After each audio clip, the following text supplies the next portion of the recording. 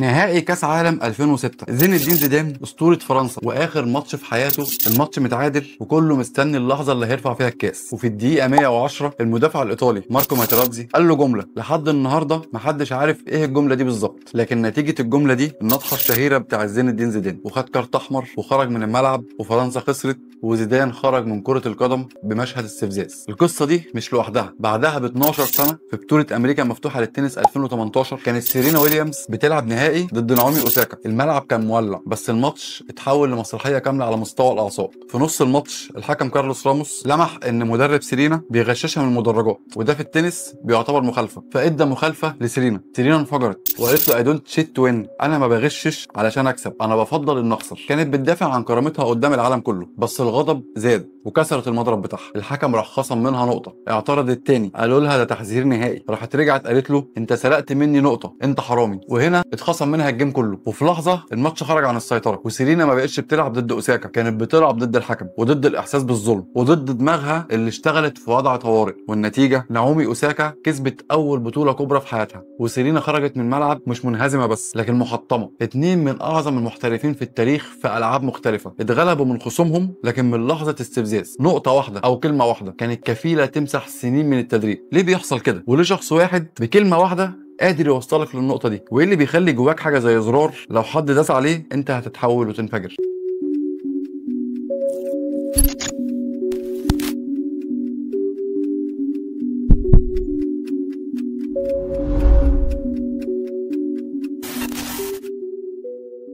تعالى الاول اقول لك ايه اللي بيحصل جواك بالظبط لما حد بيستفزك. لحظه الاستفزاز دي ما بيكونش فيها تفكير، في زرار زي ما قلت لك جوه المخ بيشتغل لوحده، القلب بيدق بسرعه جدا، العضلات كلها تتشد، وصوتك او تصرفك بيطلع قبل ما دماغك حتى تستوعب انت بتعمل ايه. وبعدها بثواني بتهدى وتقول لنفسك هو انا ليه عملت كده؟ الجواب بسيط ومخيف في نفس الوقت، لانك بتكون حرفيا اتخطفت، بس المره دي مش حد من بره هو اللي خطفك او خطفك جسديا، ده اختطاف بس من جوه دماغك نفسها. عالم النفس دانيال جولمان في كتابه ايموشنال انتليجنس سمى الحاله دي اختطاف اللوزه او اختطاف الاميجدالا. والاميجدالا دي زي ما قلنا قبل كده هي الجزء البدائي اللي فيك، شغلته الوحيده انه يحميك مش انه يفكر. وفي المقابل عندك الفص الجبهي، الجزء اللي قدام دماغك، ده القائد المسؤول عن التفكير والمنطق وضبط النفس. لكن اول ما بتحصل لحظه استفزازيه كبرى اللوزه دي بتتحرك حركه غدر لطيفه جدا، بتخطف الدركسيون من الفص الجبهي وتقول له ايه، اركن انت على جنب يا باشا، انا اللي هسوق الموقف ده دلوقتي. في اللحظه دي عقلك بيخش حاله طوارئ، لا يهاجم لا يهرب، وده السبب اللي بيخليك تقول او تعمل حاجات تندم عليها بعدين. جولمان وصفها كده، الاختطاف العاطفي هو اللحظه اللي اللوزه الدماغيه بتاخد فيها القياده من عقلك. الخطير بقى مش في اللحظه دي، الخطير هو التكرار، لان في ابحاث اتعملت في هارفارد ميديكال سكول بتقول ان التعرض للاستفزاز بشكل مستمر ومتكرر بتخلي اللوزه دي تكبر وتبقى انشط، وفي المقابل الفص الجبهي بيضعف، ومع الوقت بتدخل في فخ اسمه رياكتيفيتي تراب او فخ الاستجابه التلقائيه. يعني كل مره بيحصل فيها نفس الموقف دماغك ما بتفكرش، هي بتفتح الملف الجاهز من اخر مره وبتشغل نفس الرد بالظبط، نفس الغضب ونفس الانفعال ونفس الندم. يعني الشخص بيدوس الزرار وانت بتتحول. طيب ليه في ناس معينه بس هي اللي بتقدر تستفزك؟ لان الاستفزاز بيكون دايما شخصي، بمعنى الشخص اللي ممكن يستفزك انت جدا ممكن يعدي على غيرك كانه مش موجود. ده لان كل واحد فينا عنده كود تحفيز خاص بيه. يعني لو انت كنت قضيت طفولتك اي حد بيقعد ينتقدك من ايام ما كنت طفل، لما تكبر كلمه سخريه واحده كفيله ترجعك لسن 8 سنين. لو اتخذلت قبل كده تجاهل بسيط هيشغل جواك نفس الاحساس. لو اتربيت على ان رضا الناس هو المقياس لقيمتك اي هجوم بسيط عليك هيخليك تحس انك انهارت. برادلي نيلسون في كتاب ذا ايموشن كود بيقول ان المشاعر المكبوته شبه كرات طاقه سلبيه حوالين القلب، كل كره فيهم مستنيه حد يلمسها علشان تنفجر. وفاندر كولك برضه في كتابه ذا بادي كيبس سكور بيأكد ان حتى الجهاز العصبي بيحتفظ بذاكره الصدمات، كأن جسمك بالظبط عامل ارشيف لكل لحظه وجعتك. يعني يا باشا اللي بيستفزك ده ما بيعملش حاجه جديده فيك، هو بس بيلمس جرح قديم كان نايم ومستني اللي يصحيه.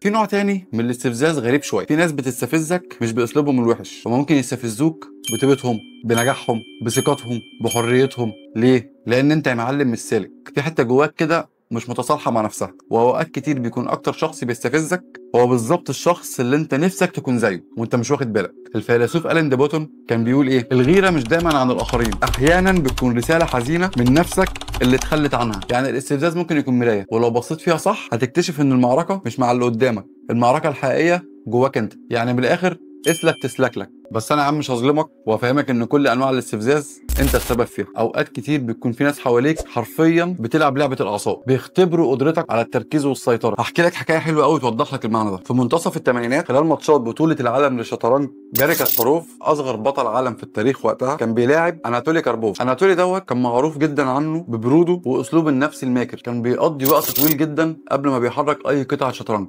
لدرجه انها كانت بتفصل او بتقطع ايقاع كاسباروف خالص. واحيانا يروح مغير مره واحده وضعيه جسمه، او يفضل باصص لكاسباروف في عينه فتره طويله. في الصحافه وقتها سمت الماتش ده حرب الاعصاب، لكن كاسباروف كتب في مذكراته انه كان مدرب نفسه على الانفصال الذهني، كان مركز بس على لوحه الشطرنج اللي قدامه. قال بالظبط انا كنت مدرب نفسي اني اتعامل مع دماغي قبل ما اتعامل مع خصمي، وهو كسب الماتش ده لانه قدر يسيطر على دماغه. وانت كمان تقدر تعملها. بص يا معلم، هقول لك 6 طرق تقدر توقف بيها اي استفزاز في الدنيا قبل ما يسيطر عليك.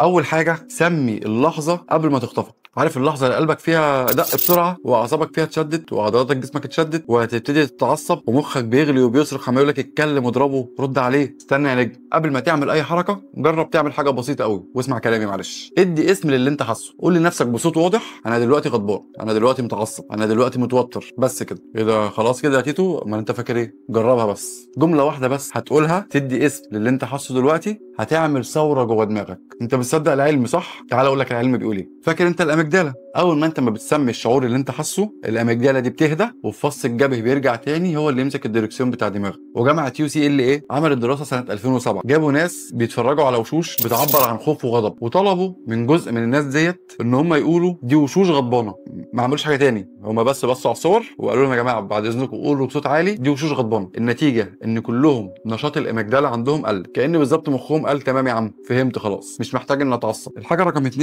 اكسر السيناريو فورا. جرب اول ما تحس انك هتنفجر في اللحظه دي بالذات، لو واقف اقعد، لو قاعد اقف. انت هنا مش بس بتتحرك، انت بتخدع المخ نفسه، لان جسمك ومخك شغالين كانهم بالظبط فرقه موسيقيه واحده. كل ما الايقاع بيزيد الغضب بيعلى، بس لو انت جيت كسرت النغمه دي فجاه زي ما قلت لك، قمت اتحركت فتحت شباك، الفرقه دي بتتلخبط، وده اللي علماء النفس بيسموه باترن انتربت، يعني انت بتقطع المسار العصبي قبل ما يكمل الدايره بتاعته. جامعه ستانفورد عملت تجربه لطيفه جدا في الموضوع ده، جابوا ناس بيتعصبوا بسهوله وقالوا لهم اول ما تحس انك خلاص هتنفجر غير وضعك فورا. عارفين النتيجه كانت ايه؟ ان 50% من شده الانفعال اختفت فورا في اقل من دقيقه، لان زي ما قلت لكم الجسم لما بيتغير الدماغ نفسها بتتلخبط، فبالظبط بتخلي مخك يسال استنى احنا كنا متعصبين ولا قايمين نشرب؟ في اللحظه دي انت كده انتصرت. تالت حاجه، سيطر على الجسم علشان تسيطر على دماغك. في عالم اسمه ستيفن بورجس عمل نظريه عبقريه اسمها نظريه العصب الحائر. الراجل ده اكتشف ان في سلك عصبي طويل ماشي من دماغك لحد صدرك وبطنك، وهو اللي بيشتغل نظام اهرب او اضرب لما انت بتتوتر. المفاجاه بقى انك تقدر تتحكم في العصب ده بايدك عن طريق انفاسك. العلم بيقول انك حرفيا تقدر تخدع دماغك بالهواء لما بتتنفس ببطء. العصب الحائر هنا بيستقبل رساله بتقول له كله تمام يا باشا مفيش خطر، فبيدي اوامر للقلب انه يهدى، ويدي اوامر للجسم انه يخرج من حاله الطوارئ بتاعته. كل شهيق وزفير كانك بالظبط بتشد الغضب من جوه صدرك. لو مش مصدقني جربها دلوقتي، تاخد شهيق في 4 ثواني، تكتم النفس جواك 4 ثواني، وتطلع زفير في 6 ثواني، واعملها 3 مرات وشوف انت ازاي هتهدى وهتحس ان دماغك بتسمعك. يعني ببساطه لو ما عرفتش تهدي افكارك هدي جسمك الاول وهو هيقوم بالباقي. رابع طريقة انك تفك الشفرة بدل ما تكسر الدنيا. يعني ايه؟ قبل ما تنفجر اسأل نفسك سؤال بسيط جدا، الموقف ده لمس ايه جوايا؟ العالم برادلي نيلسون في كتابه ذا ايموشن كود بيقول ايه؟ المحفزات اللي بتحصل حوالينا مش بتخلق الغضب، هي بس بتفتح ملفات لمشاعر قديمة اللي احنا كنا فاكرينها اتقفلت من سنين. وده دليل على ان اللي استفزك دلوقتي هو ما عملش حاجه جديده، هو بس داس على زرار. وبرضه في دراسه اتعملت في الكلام ده في هارفارد ميديكال سكول، ان هم جابوا ناس بيتنرفزوا بسرعه وطلبوا منهم ان هم يربطوا سبب استفزازهم باي تجربه مؤلمه عاشوها زمان. النتيجه ان رد فعلهم العاطفي قل بنسبه 40%، لانك اول ما بتفهم المعنى مظبوط المخ بيهدى وبيحس انك مش في خطر، انت بس اكتشفت ملف قديم. خامس حاجه، انك تغير القصه اللي دماغك بتحكيها. الدماغ البشري يا صديقي ما بيحبش الحاجات الحقيقيه، هو بيحب الحواديت. يعني اي موقف بيحصل المخ فورا بيحاول يكتب له سيناريو، مين الشرير ومين الضحيه ومين البطل، وطبعا بيختارك انت تبقى الضحيه عشان الدراما تبقى احلى. حد تجاهلك المخ تلاقيه يهمس لك، شايف، بيقلل منك. لكن لو انت وقفت ثانيتين بالظبط وقلت استنى، يمكن هو مضغوط، يمكن بيعكس مشاكله عليا. في اللحظه دي بقى انت بتكون لسه في نفس الموقف بس غيرت سيناريو الفيلم كله. العالم جيمس جروس في جامعه ستانفورد عمل دراسه عن حاجه اسمها اعاده تفسير الموقف، واكتشف ان الناس اللي بيعيدوا كتابه سيناريو القصه في دماغهم الكيمياء بتاعت مخهم فعلا بتتغير. واحده من الدراسات اثبتت ان مستوى الكورتيزول اللي هو هرمون التوتر في الجسم انخفض بنسبه 23% لما المشاركين فكروا في نفس الموقف بس من زاويه جديده. اخر حاجه، درب الزرار اللي جواك ده على الصمت. عارف الزرار اللي احنا اتكلمنا عليه في اول حلقه ان لما حد بيجي يدوس عليه انت بتنفجر؟ الخبر الحلو بقى ان الزرار ده انت ممكن تدربه انه يسكت. دماغك بتشتغل بالعادات، كل مره بتكسر نمط الغضب المسار العصبي اللي بيربط الاستفزاز بيضعف شويه، كانها مجموعه من اسلاك وانت كل مره بتيجي تقص سلك صغير. وعالم الاعصاب دونالد هيب قال جملته الشهيره ان الخلايا العصبيه اللي بتنشط مع بعض بتشتغل مع بعض، يعني كل مره انت بتتعصب فيها الخلايا دي بتشتغل سوا. فالمخ هنا بيحفظ الوصفه ويقول لك تمام يلا نتعصب. انما لما انت بتيجي تكسر النمط ده وبدل ما تتعصب تسكت، انت بتمنع الاتصال ده انه يحصل اصلا. ومع الوقت السلك بينفصل تماما، والنتيجه ان نفس الموقف ونفس الاستفزاز مع الوقت الزرار ده ما بقاش شغال. الزرار اللي كان بيولعك بقى ساكت لانك ببساطه علمته الادب. وده بقى معنى السيطره الحقيقيه، مش انك ما تتعصبش، لكن انك لما تتعصب دماغك ما تبقاش هي اللي ماسكه الريموت. ساعتها مش اي حد يعرف يلعب باعصابه. لو زيدان كان فعل الزرار ده او سيرينا كانت قطعت السيناريو، كان شكل التاريخ هيبقى عامل ازاي؟ والاهم شكل حياتك انت ممكن يبقى عامل ازاي لما تقدر توقف الاستفزاز قبل ما يسرقك؟ القرار عندك دلوقتي. الناس اللي بتستفزك عمرها ما هتختفي، بس انت تقدر تبطل تكون لعبتهم المفضله. انا تيتو، ودي كانت رحله وعي.